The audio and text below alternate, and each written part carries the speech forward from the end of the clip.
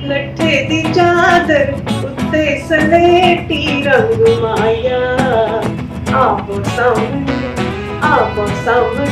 बोलों दी रुस के ना रंग माया। संगीत ਦੇ ਵਿੱਚ ਹਮੇਸ਼ਾ ਕਹਿੰਦੇ ਨੇ ਕਿ ਬਿਰਹਾ ਦੇ ਵਿੱਚ ਜੋ ਤੁਹਾਡੇ ਇਮੋਸ਼ਨਸ ਅੰਦਰੋਂ ਨਿਕਲਦੇ ਨੇ ਉਹ ਹੋਰ ਕਿਸੇ ਫਾਰਮ ਵਿੱਚ ਨਹੀਂ। ਨੱਚਣ ਟੱਪਣ ਵਿੱਚ ਤੇ ਐਵੇਂ ਇਮੋਸ਼ਨ ਨਹੀਂ ਨਿਕਲਦੇ, ਜਦੋਂ ਤੁਸੀਂ ਵਿਰਾਹ ਵਿੱਚ ਹੁੰਦੇ ਹੋ ਉਦੋਂ ਤੁਹਾਡੇ ਐਕਸਪ੍ਰੈਸ਼ਨ ਨਿਕਲਦੇ। ਔਰ ਮੇਰੀ ਮਾਂ ਤੇ ਇੱਕ ਮਮਤਾ ਦੀ ਮੂਰਤ बहुत प्यार करती थी, बहुत अफेक्शनेट थी, बहुत हॉस्पिटल थी।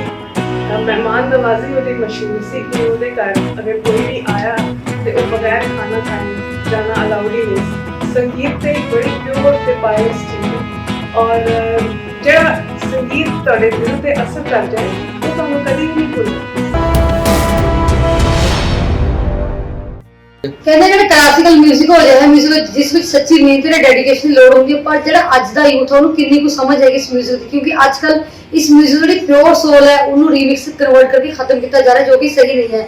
तो अजे शख्स थोड़ा हस्ती मिलवाने जाना जिन्होंने इंट्रोडक्शन की लोड़ नहीं हैगी। सुरिंदर कौर जी की बेटी समय मेरे नाल मौजूद ने, डॉली गुलेरिया जी जिन्होंने तमाम गाने गाने फेमस गाने अमृतसर दे पापड़ लट्ठे दी चादर तमाम गाने इन्ने गाने लिस्ट बहुत लंबी है।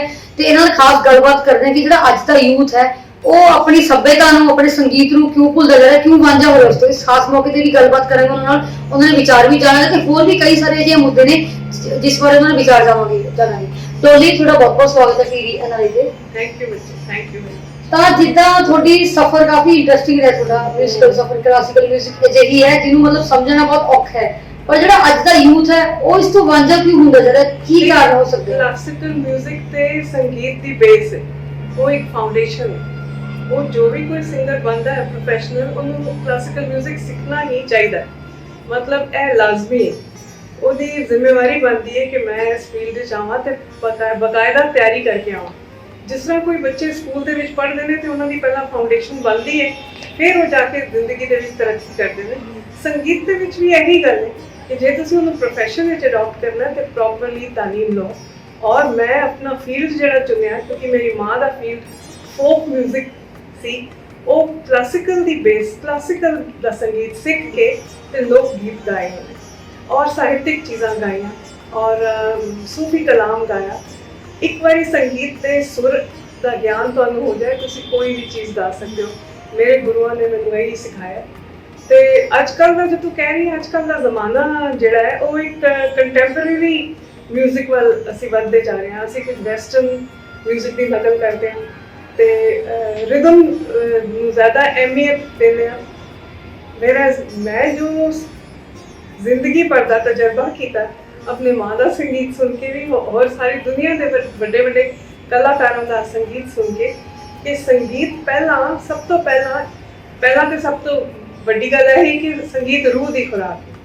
ਜੇ ਤੁਹਾਡੇ ਰੂਹ ਨੂੰ ਸਕੂਨ ਨਹੀਂ ਮਿਲਦਾ ਤੇ ਫਿਰ ਸੰਗੀਤ ਦਾ ਕੋਈ ਫਾਇਦਾ ਨਹੀਂ। ਸੰਗੀਤ ਰੌਲਾ ਨਹੀਂ ਹੈ, ਜਿੱਥੇ ਖੱਪ ਪਾਣੀ ਉਹ ਸੰਗੀਤ ਨਹੀਂ ਹੈ, ਉਹ ਸਿਰਫ ਹੱਲਾ ਗੁੱਲਾ ਹੈ। ਤੁਸੀਂ ਉਹ ਰੌਲਾ ਪਾ ਸਕਦੇ ਹੋ, ਹਰ ਇੱਕ ਕੋਈ ਉਹ ਜਿਹਾ ਸੰਗੀਤ ਗਾ ਸਕਦਾ ਹੈ, ਪਰ ਜਿਹਨੇ ਬਕਾਇਦਾ ਪ੍ਰੋਫੈਸ਼ਨਲੀ ਅਡਾਪਟ ਕਰਨਾ ਹੈ ਸੰਗੀਤ ਨੂੰ ਉਹਨੂੰ ਤੇ ਫਿਰ ਤਾਲੀਮ ਲੈਣੀ ਜ਼ਰੂਰੀ ਹੈ। ਕੰਟੈਂਪਰੇਰੀ ਦੇ ਵਿੱਚ ਐਵੇਂ ਕਿ ਅਸੀਂ ਇੰਸਟਰੂਮੈਂਟਸ ਬਹੁਤ ਸਾਰੇ ਯੂਜ਼ ਕਰ ਲੈਂਦੇ ਹਾਂ और आजकल की हो रहा है कि पुराने गीतों ही रीमिक्सेस करके ते बच्चे गा रहे हैं, उहदे विच नवीं चीज़ां पा रहे हैं। कई बारी बड़ा अच्छा जग जाता है, कई बारी पुराने गीत थोड़े डल म्यूजिक समझ लगता है कि थोड़ा म्यूजिक डल हो गया, बट उहदे विच नवां इंस्ट्रूमेंटेशन करके तरह के आजकल इंस्ट्रूमेंट्स आ गए ने। मतलब इन्नियां टोन्स ने, कीबोर्ड खोलो तो उहदे 1100 टोन्स निकल आंदियां ने ਤੇ ਜਦੋਂ ਅਸੀਂ ਲਾਈਵ ਕਰਨੇ ਆ ਉਦੋਂ ਤੇ ਇੱਕ ਅੱਧੀ ਟੋਨ ਹੀ ਹੁੰਦੀ, ਇੱਕ ਵਾਜਾ ਹੁੰਦਾ, ਇੱਕ ਹਾਰਮੋਨੀਅਮ ਹੁੰਦਾ, ਇੱਕ ਕੀਬੋਰਡ ਹੁੰਦਾ, ਇੱਕ ਗਿਟਾਰ ਹੁੰਦਾ, ਇੱਕ ਬਾਂਸੁਰੀ ਹੁੰਦੀ ਹੈ। ਪਰ ਕੀਬੋਰਡ ਦੇ ਵਿੱਚ ਤੇ ਇੰਨੀਆਂ ਟੋਨਸ ਮਿਲ ਜਾਂਦੀਆਂ ਨੇ। ਸੋ ਉਹ ਵੈਰਾਈਟੀ ਜਿਹੜੀ ਹੈ, variety is the spice of life. ਸਾਰੇ ਕਹਿੰਦੇ ਨੇ ਕਿ ਹੋਣਾ ਚਾਹੀਦਾ ਹੈ, ਥੋੜਾ ਚੇਂਜ ਹੋਣਾ ਚਾਹੀਦਾ, ਪਰ ਬੇਸਿਕ ਸੰਗੀਤ ਨੂੰ ਖਰਾਬ ਕਰਨ ਦਾ ਸਾਡਾ ਕੋਈ ਹੱਕ ਨਹੀਂ। ਮੈਂ ਇਹ ਸਮਝਦੀ ਹਾਂ ਕਿ ਆਪਣੇ ਸੰਗੀਤ ਨੂੰ ਖਰਾਬ ਕਰਨ ਦਾ ਸਾਡਾ ਬਿਲਕੁਲ ਕੋਈ ਹੱਕ ਨਹੀਂ। ਸੰਗੀਤ ਤੇ ਇੱਕ ਬੜੀ ਪਿਓਰ ਤੇ ਪਾਇਸ ਚੀਜ਼ ਹੈ और ਜਿਹੜਾ ਸੰਗੀਤ ਤੁਹਾਡੇ ਦਿਲ ਤੇ ਅਸਰ ਕਰ ਜਾਏ ਉਹ ਤੁਹਾਨੂੰ ਕਦੀ ਵੀ ਨਹੀਂ ਭੁੱਲਦਾ। ਇੱਕ ਵਾਰੀ ਕੋਈ ਚੰਗਾ ਗੀਤ ਸੁਣਿਆ ਹੋਏ ਤਾਂ ਸਾਨੂੰ ਸਾਰੀ ਜ਼ਿੰਦਗੀ ਯਾਦ ਰਹਿੰਦਾ। ਹੁਣ ਮਾਂ ਦੇ ਗਾਣੇ ਗਾਉਂਦੇ ਗਾਉਂਦੇ ਸਾਨੂੰ 70 ਸਾਲ ਹੋ ਗਏ, ਮਾਂ ਦੇ ਉਹੀ ਪੁਰਾਣੇ ਗਾਣੇ ਮੁੜ ਮੁੜ ਕੇ ਸਾਰੇ ਗਾਉਂਦੇ। ਕਈ ਵਾਰੀ ਹੁੰਦਾ ਹੈ ਕਿ ਕਿਤੇ ਸ਼ੋਅ ਤੇ ਗਏ ਆ ਤੇ ਨਵੀਆਂ ਚੀਜ਼ਾਂ ਸੁਣਾਉਣ ਤੇ ਦਿਲ ਕਰਦਾ ਕਿ ਆਪਣੀ ਨਵੀਂ ਕ੍ਰੀਏਸ਼ਨ ਕੋਈ ਤੁਸੀਂ ਸੁਣਾਓ, ਪਰ ਆਡੀਅנס ਵਿੱਚੋਂ ਡਿਮਾਂਡ ਪਤਾ ਕੀ ਆਉਂਦੀ ਹੈ? ਪੁਰਾਣੇ ਗੀਤਾਂ, ਲੱਠੇ ਦੀ ਚਾਦਰ, ਮਾਵਾਂ ਤੇ ਧੀਆਂ ਦੀ ਦੋਸਤੀ, ਕਾਲੇ ਰੰਗ ਦਾ ਪਰਾਂਦਾ। ਪੁਰਾਣੇ ਗੀਤਾਂ ਦੇ ਨਾਲ ਲੋਕ ਸਾਰੇ ਅਟੈਚ ਹੋ ਜਾਂਦੇ ਨੇ।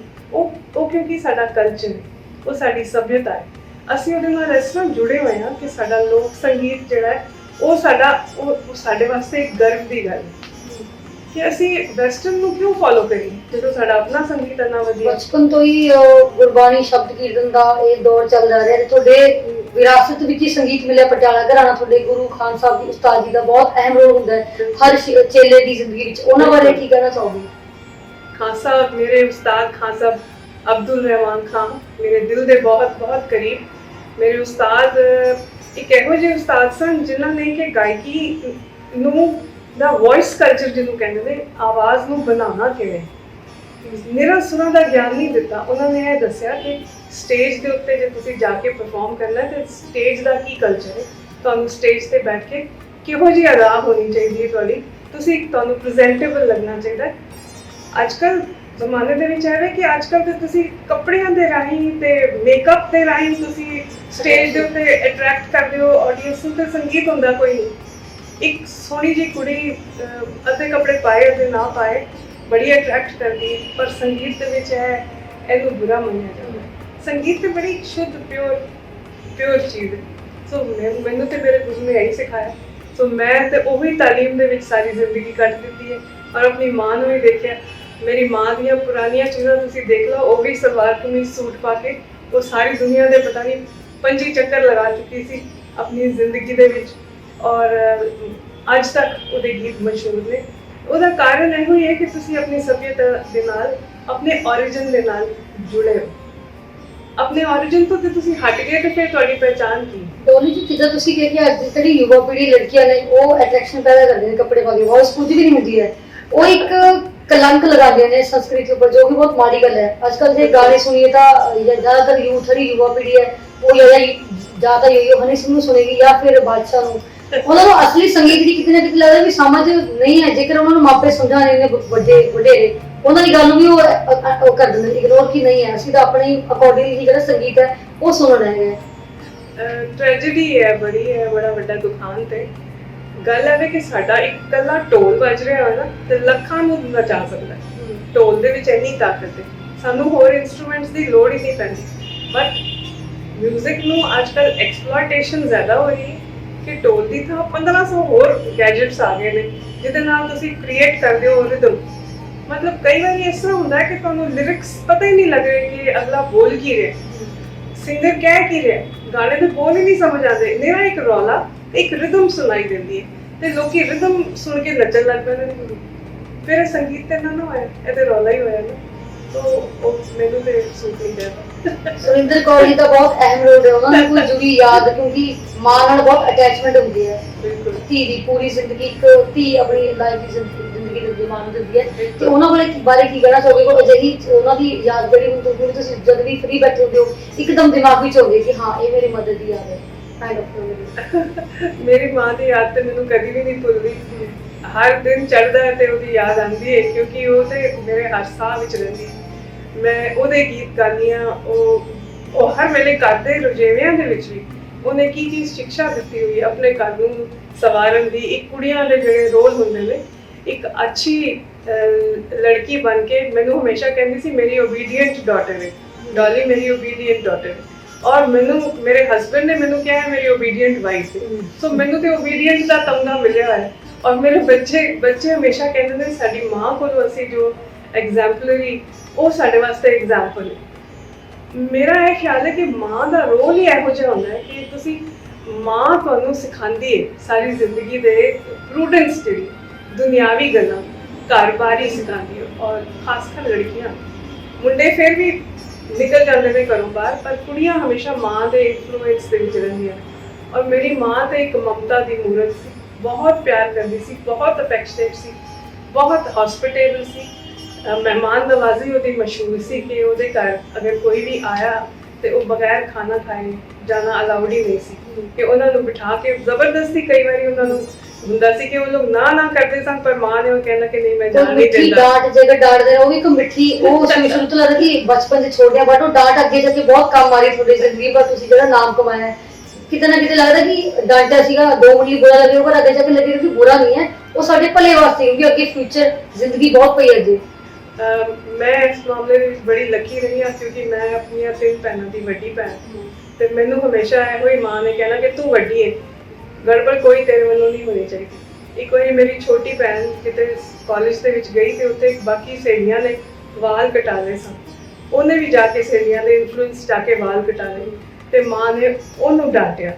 ਉਹਨੂੰ ਡਾਂਟਦਿਆਂ ਮੈਂ ਮਾਂ ਨੂੰ ਸੁਣਿਆ ਕਿ ਇਹ ਸਰਦਾਰਨੀਆਂ ਕੁੜੀਆਂ ਇਹ ਨਹੀਂ ਕਰਦੀਆਂ, ਵਾਲ ਕਟਾ ਕੇ ਤੂੰ ਕੀ ਕ੍ਰਿਸਚਾਂਟ ਬਣ ਗਈ ਹੈ। ਕ੍ਰਿਸਚਨ ਨੂੰ ਪੰਜਾਬੀ ਦੇ ਵਿੱਚ ਨਾ ਬੁਰਾ ਲਫ਼ਜ਼ ਕਹਿ ਕੇ ਤੇ ਕ੍ਰਿਸਚਾਂਟ ਕਹਿੰਦੀ ਸੀ ਕਿ ਇਹ ਕੀ ਸ਼ਕਲ ਬਣਾ ਕੇ ਆ ਗਈ ਹੈ ਤੂੰ, ਇਹ ਮਤਲਬ ਪਾਪ ਕਰਦਾ ਤੂੰ ਕਿ ਵਾਲ ਕਟਾ ਲੈ। ਸੋ ਮਾਂ ਦੀ ਡਾਂਟ ਜਿਹੜੀ ਸੀ ਇਸ ਮਾਮਲੇ ਦੇ ਵਿੱਚ ਹੁੰਦੀ ਸੀ ਕਿ ਤੁਸੀਂ ਕੋਈ ਠੀਕ ਕੰਮ ਨਹੀਂ ਕਰ ਰਹੇ, ਤੇ ਉਹਨੇ ਇੱਕ ਪੂਰੀ ਜੀ ਉਹਦੀ ਹੁੰਦੀ ਸੀ, ਅੱਖਾਂ ਦੇ ਨਾਲ ਹੀ ਇਸ਼ਾਰਾ ਕਰਦੀ ਸੀ, ਕਦੀ ਹੱਥ ਨਹੀਂ ਚੁੱਕਿਆ, ਕਦੀ ਮਾਰਿਆ ਨਹੀਂ, ਕਦੀ ਡਾਂਟਿਆ ਨਹੀਂ। ਤੁਸੀਂ ਲੱਕੀ ਰਹੇ। ਮੈਂ ਲੱਕੀ ਰਹੀ ਹਾਂ ਕਿ ਮੈਨੂੰ ਉਹਦਾ ਬਹੁਤ ਪਿਆਰ ਮਿਲਿਆ ਔਰ ਮੈਂ ਉਹਦੀ ਗਾਈਡੈਂਸ ਵਿੱਚ ਰਹੀ ਹਾਂ। ਔਰ ਮਾਂ ਤੋਂ ਬਾਅਦ ਮੈਨੂੰ ਆਪਣੇ ਫਾਦਰ ਦੀ ਗਾਈਡੈਂਸ ਵੀ ਰਹੀ ਕਿ ਮੈਂ ਵੱਡੀ ਹੋਣ ਦੇ ਨਾਤੇ ਮੈਨੂੰ ਉਹਨਾਂ ਨੇ ਬਹੁਤ ਪਿਆਰ ਦੇ ਨਾਲ ਪਾਲਿਆ। ਤੇ ਉਹ ਪ੍ਰੋਫੈਸਰ ਸਨ ਦਿੱਲੀ ਯੂਨੀਵਰਸਿਟੀ ਦੇ ਵਿੱਚ, ਪ੍ਰੋਫੈਸਰ ਜਗਿੰਦਰ ਸਿੰਘ ਸੋਢੀ। ਸੋ ਸਾਰੇ ਉਹਨਾਂ ਦੇ ਸਟੂਡੈਂਟਸ ਅੱਜ ਤੱਕ ਉਹਨਾਂ ਨੂੰ ਯਾਦ ਕਰਦੇ ਨੇ। ਇੱਕ ਬਹੁਤ ਹੀ ਸ਼ਰੀਫ ਇਨਸਾਨ, ਪੜ੍ਹੇ ਲਿਖੇ ਇਨਸਾਨ। ਸੋ ਉਸ ਤਾਲੀਮ ਦੇ ਵਿੱਚ ਜਦੋਂ ਤੁਸੀਂ ਵੱਡੇ ਹੋ ਤੇ ਤੁਹਾਨੂੰ ਡਾਂਟ ਦਾ ਕੋਈ ਖਾਸ ਲੋੜ ਨਹੀਂ ਪੈਂਦੀ। ਟੋਨੀ ਜੀ ਐਕਸਪੈਰੀਮੈਂਟ ਬਹੁਤ ਹੋ ਰਿਹਾ ਹੈ ਮਿਊਜ਼ਿਕ ਵਿੱਚ, ਸੰਗੀਤ ਵਿੱਚ, ਤੇ ਤੁਹਾਡਾ ਕਹਿਣਾ ਕੀ ਹੈ ਕਿ ਐਕਸਪੈਰੀਮੈਂਟ ਕਿੱਥੇ ਤੋਂ ਹੋਣਾ ਚਾਹੀਦਾ, ਪਲੱਸ ਫੇਵਰਿਟ ਜੋਨਰ ਕਿਹੜਾ ਹੈ? ਤੁਸੀਂ ਅਕਸਰ ਗਾਉਂਦੇ ਹੋ, ਹਰ ਤਰ੍ਹਾਂ ਦੇ ਗਾਏ ਜਾ ਸਕਦੇ, ਕਿਉਂਕਿ ਕਾਫੀ ਪਪੂਲਰ ਗਾਣੇ ਨੇ, ਲੱਠੇ ਦੀ ਚਾਦਰ ਹੋਵੇ, ਅੰਮ੍ਰਿਤਸਰ ਪੱਪ, ਇਹ ਜ਼ਿਆਦਾ ਜਿਹੜੀ ਹੈਗੇ ਨੇ ਟ੍ਰੈਂਡਿੰਗ ਲਿਸਟ ਵਿੱਚ ਚੱਲ ਰਹੇ ਗਾਣੇ ਹਰ ਦੀ ਜ਼ੁਬਾਨ ਤੇ। ਲੋਕ ਗੀਤ ਜਿਹੜੇ ਨੇ ਉਹ ਬੜੇ ਜਲਦੀ ਪਪੂਲਰ ਹੋ ਜਾਂਦੇ ਨੇ ਕਿਉਂਕਿ ਲੋਕਾਂ ਦੇ ਮੂੰਹ ਤੇ ਚੜ ਜਾਂਦੇ ਨੇ, ਉਹ ਨਾਲ ਗਾਉਂਦੇ ਨੇ ਤੁਹਾਡੇ। ਮੇਰਾ ਫੇਵਰਿਟ ਜੋਨਰ ਹਮੇਸ਼ਾ ਗੁਰਬਾਣੀ ਹੁੰਦਾ ਸੀ। ਮੈਂ ਛੋਟੇ ਪਲ ਤੋਂ ਗੁਰਬਾਣੀ ਦੇ ਸ਼ਬਦ ਗਾਉਣ ਦਾ ਮੈਨੂੰ ਬੜਾ ਸ਼ੌਕ ਹੁੰਦਾ ਸੀ, ਤੇ ਮੈਂ ਗੁਰਬਾਣੀ ਦੇ ਵਿੱਚ ਡੁੱਬ ਜਾਂਦੀ ਹਾਂ ਕਿਉਂਕਿ ਗੁਰਬਾਣੀ ਇੰਨੀ ਖੂਬਸੂਰਤ ਹੈ। ਐਸੇ ਲਫ਼ਜ਼ ਨੇ ਕਿ ਜਿਸ ਤਰ੍ਹਾਂ ਤੁਹਾਨੂੰ ਸਮਝ ਆਉਂਦੀ ਹੈ ਉਹਦੇ ਨਾਲ ਹੋਰ ਵੀ ਪਿਆਰ ਹੋ ਜਾਂਦਾ ਹੈ। ਮੈਨੂੰ ਸੂਫੀ ਕਲਾਮ ਬਹੁਤ ਅੱਛਾ ਲੱਗਦਾ, ਬਾਬਾ ਬੁੱਲੇ ਸ਼ਾਹ, ਸ਼ੇਖ ਫਰੀਦ, ਸੁਲਤਾਨ ਬਾਹੂ, ਸ਼ਾਹ ਹੁਸੈਨ, ਇਹਨਾਂ ਦੀ ਪੋਇਟਰੀ ਪੜ੍ਹੋ ਤੇ ਜਿਸ ਤਰ੍ਹਾਂ ਜ਼ਿੰਦਗੀ ਦੇ ਵਿੱਚ ਤੁਸੀਂ ਵੱਡੇ ਹੁੰਦੇ ਜਾਂਦੇ ਹੋ ਤੁਹਾਨੂੰ ਜ਼ਿੰਦਗੀ ਦੀਆਂ ਗੱਲਾਂ ਸਮਝ ਆਉਣੀਆਂ ਸ਼ੁਰੂ। ਸੋ ਮੇਰਾ ਫੇਵਰਿਟ ਜਨਰ ਤੇ ਗੁਰਬਾਣੀ। ਸੋ ਮੈਂ ਬਚਪਨ ਤੋਂ ਹੀ ਗੁਰਬਾਣੀ ਦੇ ਨਾਲ ਬੜੀ ਅਟੈਚ ਹੁੰਦੀ ਸਾਂ। ਮਾਮਾ ਤੇ ਮੈਨੂੰ ਕਹਿੰਦੀ ਹੁੰਦੀ ਸੀ ਕਿ ਸਾਡੇ ਘਰ ਭਗਤ ਨਹੀਂ ਜੰਮੀ। ਸੋ ਮੈਂ ਛੋਟੀ ਜਿਹੀ ਹੁੰਦੀ ਸਾਂ ਤੇ ਸਿਰ ਤੇ ਚੁੰਨੀ ਲੈ ਕੇ ਤੇ ਹੱਥ ਜੋੜ ਕੇ ਤੇ ਬੈਠ ਕੇ ਦੂਸਰਾ ਟੈਗ ਹੈ ਨਾ ਆਫਟਰ ਓਬੀਡੀਐਂਟ ਤੋਂ ਬਾਅਦ ਇੱਕ ਨੂੰ ਹੋਰ ਟੈਗ ਮਿਲ ਗਿਆ ਕਿ ਮੈਂ ਸਾਡੇ ਘਰ ਕਿਸੇ ਭਗਤ ਨੇ ਜਨਮ ਲਿਆ। ਉਹ ਸੰਗੀਤ ਦੇ ਨਾਲ ਪਿਆਰ ਬਹੁਤ ਸੀ ਸ਼ੁਰੂ ਤੋਂ ਕਿਉਂਕਿ ਘਰ ਦਾ ਮਾਹੌਲ ਇਸ ਤਰ੍ਹਾਂ ਸੀ। ਮਾਮਾ ਦੇ ਵੱਡੇ ਉਸਤਾਦ ਆਉਂਦੇ ਸਨ ਘਰ ਤੇ ਜਦੋਂ ਮਾਂ ਸਿੱਖ ਰਹੀ ਹੁੰਦੀ ਸੀ ਮੈਂ ਨਾਲ ਬੈਠ ਜਾਂਦੀ ਹੁੰਦੀ ਸਾਂ। ਸੋ ਮੈਨੂੰ ਉਹ ਚੀਜ਼ਾਂ ਮੈਂ ਵੀ ਯਾਦ ਕਰ ਲੈਂਦੀ ਸਾਂ। ਸੋ ਮੈਨੂੰ ਉਹਦੇ ਨਾਲ ਹੀ ਸੰਗੀਤ ਨਾਲ ਹੀ ਬੜਾ ਲਗਾਅ ਸੀ। ਸੋ ਕੋਈ ਵੀ ਚੀਜ਼ ਹੋਏ, ਗਜ਼ਲਾਂ ਵੀ ਮੈਨੂੰ ਬੜੀਆਂ ਚੰਗੀਆਂ ਲੱਗਦੀਆਂ ਸਨ, ਠੁਮਰੀ ਗਾਣਾ ਬੜਾ ਚੰਗਾ ਲੱਗਦਾ ਸੀ, ਸੂਫੀ ਕਲਾਮ ਤੇ ਬਹੁਤ ਅੱਛਾ ਲੱਗਦਾ ਹੈ ਕਿਉਂਕਿ ਜਿਹੜਾ ਕਲਾਮ ਸਮਝ ਆਉਣਾ ਸ਼ੁਰੂ ਹੋ ਜਾਏ ਉਹਦੇ ਨਾਲ ਫਿਰ ਤੁਹਾਨੂੰ ਪਿਆਰ ਹੋ ਜਾਂਦਾ। ਮੈਨੂੰ ਅੱਛੀਆਂ ਨਵੀਆਂ ਕਿਤਾਬਾਂ ਪੜ੍ਹਨ ਦਾ ਬੜਾ ਸ਼ੌਕ ਹੈ। ਪਟਿਆਲਾ ਘਰਾਣਾ ਤੁਸੀਂ ਤਾਲੁਕ ਰੱਖਦੇ ਹੋ, ਹੁਣ ਜਿਹੜਾ ਅੱਜ ਦਾ ਸਮੇਂ ਹੈ, ਦੌਰ ਹੈ, ਉਹਦੇ ਮੁਤਾਬਿਕ ਤੁਹਾਡੇ ਅਕੋਰਡਿੰਗਲੀ ਜਿਹੜਾ ਘਰਾਣੇ ਵਾਲੇ ਨੂੰ ਕਿੰਨੀ ਕੁ ਇੰਪੋਰਟੈਂਸ ਮਿਲਦੀ ਹੈ, ਉਨੀ ਮਿਲਦੀ ਹੈ ਜਿੰਨੀ ਮਿਲਣੀ ਚਾਹੀਦੀ ਹੈ ਕਿ ਕਿਤੇ ਕਮੀ? ਗੱਲ ਹੈ ਕਿ ਸੰਗੀਤ ਦੇ ਬੜੇ ਘਰਾਣੇ ਨੇ, ਹਰ ਇੱਕ ਘਰਾਣੇ ਦੀ ਇੱਕ ਆਪਣੀ ਪਹਿਚਾਣ ਹੈ। ਪਟਿਆਲਾ ਘਰਾਣਾ ਦੀ ਖਾਸੀਅਤ ਇਹ ਸੀ ਕਿ ਜਿਹੜੇ ਬੋਲਾਂ ਦੀ ਖੂਬਸੂਰਤੀ ਹੈ, ਬੋਲ ਖੂਬਸੂਰਤ ਹੁੰਦੇ ਨੇ ਤੇ ਉਹਨਾਂ ਦੀ ਅਦਾਕਾਰੀ ਕਿਵੇਂ ਕਰਨੀ, ਜਿਵੇਂ ਡਾਂਸ ਦੇ ਵਿੱਚ ਭਾਵ ਹੁੰਦਾ ਨਾ, ਐਕਸਪ੍ਰੈਸ਼ਨ ਦੇਣਾ ਹੁੰਦਾ, ਉਸ ਤਰ੍ਹਾਂ ਪਟਿਆਲਾ ਘਰਾਣਾ ਦੀ ਖਾਸੀਅਤ ਸੀ ਕਿ ਉਹ ਗਾ ਕੇ ਤੁਸੀਂ ਆਪਣੀ ਫੀਲਿੰਗਸ, ਆਪਣੇ ਇਮੋਸ਼ਨਸ ਉਹਦੇ ਦੱਸਦੇ ਹੋ। ਉਹਦੇ ਬਿਰਹਾ ਬਹੁਤ ਇੰਪੋਰਟੈਂਟ ਰੋਲ ਪਲੇ ਕਰਦਾ ਹੈ। ਔਰ ਸੰਗੀਤ ਦੇ ਵਿੱਚ ਹਮੇਸ਼ਾ ਕਹਿੰਦੇ ਨੇ ਕਿ ਬਿਰਹਾ ਦੇ ਵਿੱਚ ਜੋ ਤੁਹਾਡੇ ਇਮੋਸ਼ਨਸ ਅੰਦਰੋਂ ਨਿਕਲਦੇ ਨੇ ਉਹ ਹੋਰ ਕਿਸੇ ਫਾਰਮ ਵਿੱਚ ਨਹੀਂ। ਨੱਚਣ ਟੱਪਣ ਵਿੱਚ ਤੇ ਇੰਨੇ ਇਮੋਸ਼ਨਸ ਨਹੀਂ ਨਿਕਲਦੇ, ਜਦੋਂ ਤੁਸੀਂ ਵਿਰਾਹ ਵਿੱਚ ਹੁੰਦੇ ਹੋ ਉਦੋਂ ਤੁਹਾਡੇ ਐਕਸਪ੍ਰੈਸ਼ਨ ਨਿਕਲਦੇ। ਪਟਿਆਲਾ ਘਰਾਣਾ ਦੀ ਖਾਸੀਅਤ ਇਹ ਸੀ। ਔਰ ਬੜੇ ਵੱਡੇ ਉਸਤਾਦ ਹੋਏ ਨੇ ਪਟਿਆਲਾ ਘਰਾਣਾ ਦੇ, ਔਰ ਕਲਾਸੀਕਲ ਗਾਣ ਵਾਲੇ ਬੜੇ ਗੁਲਾਮ ਅਲੀ ਇੰਨੇ ਮਸ਼ਹੂਰ ਸਿੰਗਰ ਹੋਏ ਨੇ ਜਿਨ੍ਹਾਂ ਵਰਗਾ ਦੁਬਾਰਾ ਕੋਈ ਹੋ ਨਹੀਂ ਸਕਦਾ। ਸੋ ਪਟਿਆਲਾ ਘਰਾਣਾ ਇੱਕ ਬੜਾ ਖੂਬਸੂਰਤ ਘਰਾਣਾ ਮੰਨਿਆ ਜਾਂਦਾ। ਬਾਕੀ ਹੋਰ ਘਰਾਣੇ ਜਿਹੜੇ ਨੇ ਉਹਨਾਂ ਦੀ ਹਰ ਇੱਕ ਦੀ ਆਪਣੀ ਖਾਸੀਅਤ ਹੈ। ਸੋ ਸੰਗੀਤ ਤੇ ਹਰ ਘਰਾਣੇ ਦਾ ਹੀ ਖੂਬਸੂਰਤ ਲੱਗਦਾ। ਜਿਹੜੀ ਜਗ੍ਹਾ ਤੇ ਤੁਸੀਂ ਰਹਿੰਦੇ ਹੁੰਦੇ ਹੋ, ਜਿੱਥੋਂ ਤੁਸੀਂ ਤਾਲੀਮ ਲਈ ਹੁੰਦੀ ਹੈ, ਜਿਹੜੇ ਗੁਰੂ ਕੋਲੋਂ ਤਾਲੀਮ ਹਾਸਿਲ ਕੀਤੀ ਹੁੰਦੀ ਹੈ, ਤੁਹਾਡਾ ਅੰਗ ਹਰ ਘਰਾਣੇ ਦਾ ਸੰਗੀਤ ਦਾ ਇੱਕ ਖਾਸ ਸਟਾਈਲ ਹੁੰਦਾ। ਤੇ ਜਿਹੜਾ ਸ਼ਿਸ਼ ਆਪਣੇ ਗੁਰੂ ਕੋਲੋਂ ਉਸ ਘਰਾਣੇ ਦੇ ਵਿੱਚ ਸਿੱਖਿਆ ਹੁੰਦਾ ਉਹਦਾ ਉਹ ਵੀ ਸਟਾਈਲ ਬਣ ਜਾਂਦਾ। ਬਾਕੀ ਪਟਿਆਲਾ ਘਰਾਣਾ ਦੀ ਇਹ ਖਾਸੀਅਤ ਸੀ ਕਿ ਪਟਿਆਲਾ ਘਰਾਣਾ ਲਿਰਿਕਸ ਨੂੰ ਬੜਾ ਇੰਪੋਰਟੈਂਸ ਦਿੰਦੇ, ਸੋਹਣੇ ਬੋਲ ਹੋਣ ਔਰ ਉਹਨਾਂ ਦੀ ਪੇਸ਼ਕਾਰੀ ਵਧੀਆ ਹੋਵੇ। ਜਿਵੇਂ ਡਾਂਸ ਦੇ ਵਿੱਚ ਭਾਵ ਹੁੰਦੇ, ਉਸ ਤਰ੍ਹਾਂ ਗਾਣੇ ਦੇ ਵਿੱਚ ਇਮੋਸ਼ਨਸ ਹੁੰਦੇ, ਔਰ ਬਿਰਹਾ ਦੇ ਗੀਤ, ਵਿਛੋੜੇ ਦੇ ਗੀਤ ਬਹੁਤ ਹੀ ਖੂਬਸੂਰਤ ਗਾਏ ਜਾਂਦੇ ਨੇ। ਹਾਲਾਂਕਿ ਕਲਾਸੀਕਲ ਦੇ ਵਿੱਚ ਬੜੇ ਵੱਡੇ ਵੱਡੇ ਉਸਤਾਦ ਹੋਏ ਨੇ, ਬੜੇ ਗੁਲਾਮ ਅਲੀ ਵਰਗੇ, ਜਿਨ੍ਹਾਂ ਨੇ ਇੰਨਾ ਨਾਮ ਹਾਸਿਲ ਕੀਤਾ, ਉਹਨਾਂ ਵਰਗਾ ਦੁਬਾਰਾ ਕੋਈ ਹੋ ਨਹੀਂ ਸਕਦਾ। ਸੋ ਪਟਿਆਲਾ ਘਰਾਣਾ ਗਾਇਕੀ ਦੇ ਵਿੱਚ ਇੱਕ ਖਾਸ ਕਰ ਲੋਕ ਗਾਇਕੀ ਦੇ ਵਿੱਚ ਵੀ ਔਰ ਜਿਹੜੀ ਅਦਾਕਾਰੀ ਵਾਲੀ ਗਾਇਕੀ ਹੈ ਉਹਦੇ ਵਿੱਚ ਬੜਾ ਵੱਡਾ ਮਹੱਤਵ ਹੈ। ਅੱਛਾ, ਜਿਹੜੇ ਗਾਣੇ ਥੋੜਾ ਟ੍ਰੈਂਡਿੰਗ 'ਚ ਨੇ ਅੱਜ ਵੀ ਲੋਕਾਂ ਦੀ ਜ਼ੁਬਾਨ ਤੇ ਨੇ, ਲੱਠੇ ਦੀ ਚਾਦਰ, ਅੰਮ੍ਰਿਤਸਰ ਦੇ ਪਾਪੜ, ਉਹ ਥੋੜਾ ਜਿਹਾ ਆਪਣੇ ਆਡੀਅנס ਨੂੰ ਵੀ ਦੋ ਲਾਈਨਾਂ ਹੋ ਜਾਣ, ਕਿਉਂਕਿ ਇਹ ਬਹੁਤ ਪਪੂਲਰ ਸੌਂਗਸ ਰਹੇ ਨੇ। ਅੱਜ ਵੀ ਜੇਕਰ ਕੋਈ ਸੁਣਦਾ ਤਾਂ ਇਹ ਜ਼ਰੂਰ ਯਾਦ ਕਰਦੇ ਨੇ ਕਿ ਲੋਕਾਂ ਦੀ ਜ਼ੁਬਾਨ 'ਚ ਇਹ ਗਾਣੇ ਜ਼ਰੂਰ ਹੈਗੇ ਨੇ ਅੱਜ ਵੀ। ਲੋਕ ਗੀਤ ਜਦੋਂ ਪਪੂਲਰ ਹੋ ਜਾਂਦੇ ਨੇ ਫਿਰ ਉਹ ਸਾਰਿਆਂ ਦੇ ਮੂੰਹ ਤੇ ਚੜ ਜਾਂਦੇ ਨੇ। ਸੋ ਲੱਠੇ ਦੀ ਚਾਦਰ ਉੱਤੇ ਸਲੇਟੀ ਰੰਗ ਮਾਇਆ, ਆਵੋ ਸਾਹਮਣੇ ਫੁੱਲੋਂ ਦੀ ਰੁੱਸ ਕੇ ਨਾ ਰੰਗ ਮਾਇਆ, ਓਏ ਲੱਠੇ ਦੀ ਚਾਦਰ। ਇਹ ਤੇ ਡਾਂਸਿੰਗ ਸੌਂਗ ਹੈ, ਮੈਂ ਸਾਰੇ ਡਾਂਸ ਕਰਨ ਲੱਗ ਜਾਂਦੇ ਨੇ। ਤੇ ਇੱਥੇ ਇੱਕ ਸਿਰਫ ਢੋਲ ਦਾ ਡੱਗਾ ਚਾਹੀਦਾ ਹੁੰਦਾ, ਬਾਕੀ ਸਾਰੇ ਨੱਚਣ ਲੱਗ ਜਾਂਦੇ ਨੇ ਇਹ ਗੀਤ ਸੁਣ ਕੇ। ਅੰਮ੍ਰਿਤਸਰ ਦੇ ਪਾਪੜ ਵੀ ਲੋਕਾਂ ਨੇ ਪਸੰਦ ਕੀਤਾ ਤੇ ਉਹ ਇੱਕ ਲੋਕ ਗੀਤ ਸੀ ਜਿਹਨੂੰ ਮੈਂ ਥੋੜਾ ਜਿਹਾ ਮਾਡਰਨ ਟੱਚ ਦੇ ਕੇ ਬਣਾਇਆ ਸੀ। ਅੰਮ੍ਰਿਤਸਰ ਦੇ ਪਾਪੜ ਵੇ ਮੈਂ ਖਾਂਦੀ ਨਾ, ਤੂੰ ਕਰੇ ਨਾ ਆਕੜ ਵੇ ਮੈਂ ਸਹਿੰਦੀ ਨਾ, ਛਣਾ ਛਣਕ ਤੇਰੀ ਬੋਦੀ ਮੇਰੇ ਹੱਥ, ਮੇਰੀ ਗੁੱਤ ਤੇਰੇ ਹੱਥ, ਜੇ ਤੂੰ ਰੱਖਣਾ ਹੈ ਰੱਖ, ਜੇ ਤੂੰ ਕੱਢਣਾ ਹੈ ਕੱਢ, ਮੈਯੋ ਤੇਰੇ ਨਾਲ ਵਸੀਆਂ ਕਿ ਹੋਰ ਕੋਈ ਵਸੇ ਵੀ ਨਾ, ਮੈਯੋ ਤੇਰੇ ਨਾਲ ਕੱਟੀਆਂ ਕਿ ਹੋਰ ਕੋਈ ਕੱਟੇ ਵੀ ਨਾ। ਮਜ਼ਾ ਆ ਗਿਆ ਡੋਲੀ 'ਚ, ਮਤਲਬ ਉਹ ਦੌੜ ਯਾਦ ਆ ਗਿਆ। ਮਤਲਬ ਤੁਸੀਂ ਉਹ ਦੌੜ ਏਦਾਂ ਦਾ ਸੀ, ਉਹ ਦੌੜ ਵਿੱਚ ਚਲੇ ਗਏ ਇੱਕਦਮ। Thank you so much. ਤੇ ਜਿੱਦਾਂ ਰੀਮਿਕਸ ਕਨਵਰਟ ਕਰਦੇ ਨੇ ਗਾਣੇ ਤੇ ਉਹ ਸੋਲ ਦੀ ਗਾਣੇ ਵੀ ਖਤਮ ਹੀ ਹੋ ਦਿੱਤੀ ਹੈਗੀ, ਅਜਿਹੇ ਯੂਥ ਨੂੰ ਲੋਕਾਂ ਨੂੰ ਕੀ ਸੰਦੇਸ਼ ਦੇਣਾ ਚਾਹੋਗੇ, ਕੀ ਕਹਿਣਾ ਚਾਹੋਗੇ ਉਹਨਾਂ ਨੂੰ? ਲੋਕ ਗੀਤ ਤੇ ਕਦੇ ਨਹੀਂ ਮਰ ਸਕਦੇ। ਲੋਕ ਗੀਤਾਂ ਦੀ ਇਹੀ ਖਾਸੀਅਤ ਹੈ ਕਿ ਮੁੜ ਕੇ ਨਵੀਂ ਜਨਰੇਸ਼ਨ ਜਿਹੜੀ ਹੈ ਲੋਕ ਗੀਤਾਂ ਤੋਂ ਧੁਨ ਚੁੱਕ ਕੇ, ਲਿਰਿਕਸ ਚੁੱਕ ਕੇ ਨਵੀਂ ਫਾਰਮ ਦੇ ਭਾਵੇਂ, ਪਰ ਉਹਨੂੰ ਖਰਾਬ ਨਾ ਕਰੇ। ਇਹ ਵੀ ਤਾਕੀਦ ਕਰ ਸਕਦੀ ਹਾਂ। ਮੈਂ ਕੋਈ ਇੰਨੀ ਵੱਡੀ ਕਲਾਕਾਰ ਤੇ ਹਾਂ ਨਹੀਂ, ਮੈਂ ਤਾਂ ਸਿਰਫ ਇਹੀ ਕਹਾਂਗੀ ਕਿ ਮੈਂ ਤੇ ਆਪਣੇ ਵਿਰਸੇ ਦੇ ਵਿੱਚ ਆਪਣੀ ਮਾਂ ਕੋਲੋਂ ਜੋ ਕੁਝ ਸਿੱਖਿਆ ਹੈ, ਆਪਣੇ ਗੁਰੂਆਂ ਕੋਲੋਂ ਜੋ ਕੁਝ ਸਿੱਖਿਆ ਹੈ, ਉਹੀ ਆਪਣੇ ਲੋਕਾਂ ਨੂੰ ਪੇਸ਼ ਕਰਨੀ ਹੈ। ਔਰ ਉਹਦੇ ਵਿੱਚ ਸੰਗੀਤ ਦੇ ਵਿੱਚ ਮੈਨੂੰ ਬਹੁਤ ਆਨੰਦ ਆਉਂਦਾ। ਤਾਂ ਤੁਸੀਂ ਦੇਖਿਆ ਸੀ ਕਿ ਮੇਰੇ ਨਾਲ ਲੈਜੈਂਡਰੀ ਸਿੰਗਰ ਡੋਲੀ ਗੁਲੇਰੀਆ ਜੀ, ਜਿਨ੍ਹਾਂ ਨੇ ਦੱਸਿਆ ਕਿ ਲੋਕ ਜਿੱਦਾਂ ਗਾਣਿਆਂ ਨੂੰ ਕਨਵਰਟ ਕਰਦੇ ਨੇ ਰੀਮਿਕਸ ਵਿੱਚ, ਏਦਾਂ ਨਾ ਕਰੋ ਕਿਉਂਕਿ ਗਾਣੇ ਦੀ ਪਿਓਰ ਸੋਲ ਹੀ ਖਤਮ ਹੋ ਜਾਂਦੀ ਹੈ। 올ਡ ਇਜ਼ ਗੋਲਡ ਕਹਿੰਦੇ ਨੇ, ਬਿਲਕੁਲ ਸਹੀ ਹੈ। ਤਾਂ ਅੱਜ ਦੇ ਯੂਥ ਨੂੰ ਇਹ ਸੋਚਣਾ ਚਾਹੀਦਾ ਕਿ ਆਪਣੇ ਵੱਲ ਘੱਟ ਧਿਆਨ ਦੇਣ ਨਾਲੋਂ ਗਾਣਿਆਂ ਵੱਲ ਜ਼ਿਆਦਾ ਧਿਆਨ ਦੇਵੇ, ਆਪਣੀ ਰਿਆਜ਼ ਕਰਨ। ਕਿਉਂਕਿ ਅੱਜ ਦਾ ਯੂਥ ਜਿਹੜੀ ਕੁੜੀਆਂ ਨੇ ਉਹ ਛੋਟੇ ਕੱਪੜੇ ਪਾ ਕੇ ਇੱਕ ਕਿਸਮ ਦੀ ਅਟਰੈਕਸ਼ਨ ਪੈਦਾ ਕਰਦੀ, ਜੋ ਵੀ ਗਲਤ ਗੱਲ ਹੈ। ਤੁਸੀਂ ਵੀ ਆਪਣੇ ਵਿਚਾਰ ਕਮੈਂਟਸ ਰਾਹੀਂ ਸਾਂਝੇ ਕਰ ਸਕਦੇ ਹੋ ਕਿ ਅੱਜ ਵੀ ਉਹ ਸੰਗੀਤ ਨੂੰ ਕਾਇਮ ਰੱਖਣ ਲਈ ਬਹੁਤ ਕੁਝ ਕੀਤਾ ਜਾ ਸਕਦਾ, ਪਰ ਅੱਜ ਦੇ ਯੂਥ ਨੂੰ ਆਪਣੀ ਸੱਭਿਅਤਾ ਨੂੰ, ਸੰਗੀਤ ਨੂੰ ਯਾਦ ਰੱਖਣਾ ਚਾਹੀਦਾ, ਨਾ ਕਿ ਉਹਨੂੰ ਭੁੱਲਣਾ ਚਾਹੀਦਾ ਹੈ। ਬਣੇ ਨੂੰ TV NRI ਨਾਲ।